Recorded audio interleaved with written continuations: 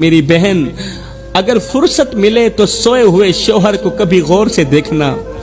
یہ وہ شخص ہے جس کا کبھی آپ کے ساتھ کوئی رشتہ تھا ہی نہیں، صرف نکاح ہی ہوا تھا کہ اس نے تمہارے اور تمہارے بچوں کے لیے نہ دھوپ کی پرواہ کی نہ سردی کی پرواہ کی.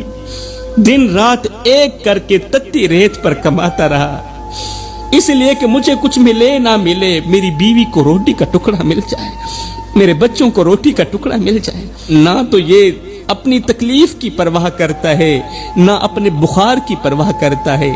باہر کے لوگ اسے ذلیل کرتے ہیں، سخت کام لیتے ہیں. اس نے کبھی شکوہ نہیں کیا کہ مجھ سے کیوں سخت کام لیا جا رہا ہے، صرف اس لیے کہ میری بیوی اور میرے بچے خوش رہیں، ان کی میں ہر خواہش پوری کروں.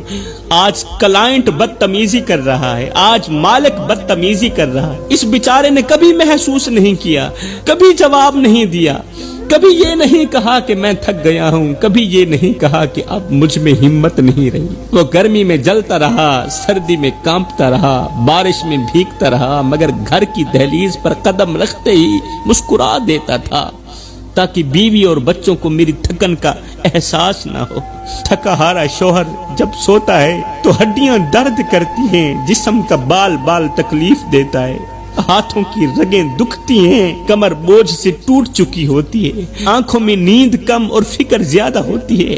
مگر یہ بہادر خود کو حوصلے دیتے ہوئے دل ہی دل میں کہتا ہے ابھی تھکنے کا وقت نہیں، اے میرے جسم ابھی تھکنے کا وقت نہیں، ابھی تو میرے بچوں نے بڑا بھی ہونا ہے. بڑا ہونے کے لیے ان کے لیے روٹی بھی کمانی ہے، ان کے لیے کپڑا بھی کمانا ہے، ان کی ضرورتوں کو بھی پورا کرنا ہے. ابھی میرے بچوں کی ضرورتیں باقی ہیں، ابھی میری بیوی کی خواہشات باقی ہیں.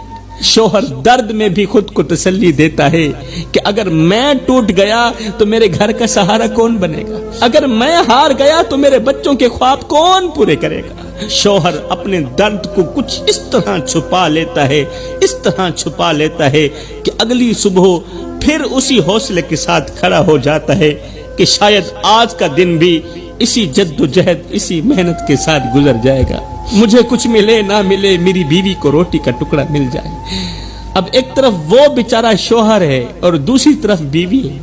تھوڑا سا مسئلہ بھی ہوتا ہے تو ڈنڈورا پیٹنے لگ جاتی ہے اور بار بار ایک ہی جملہ بولتی ہے کہ تو نے میرے لیے کیا ہی کیا، تو نے میرے لیے کیا ہی کیا ہے. بیوی کا یہ جملہ سن کر شوہر بیچارہ دل ہی دل میں رونے لگتا ہے.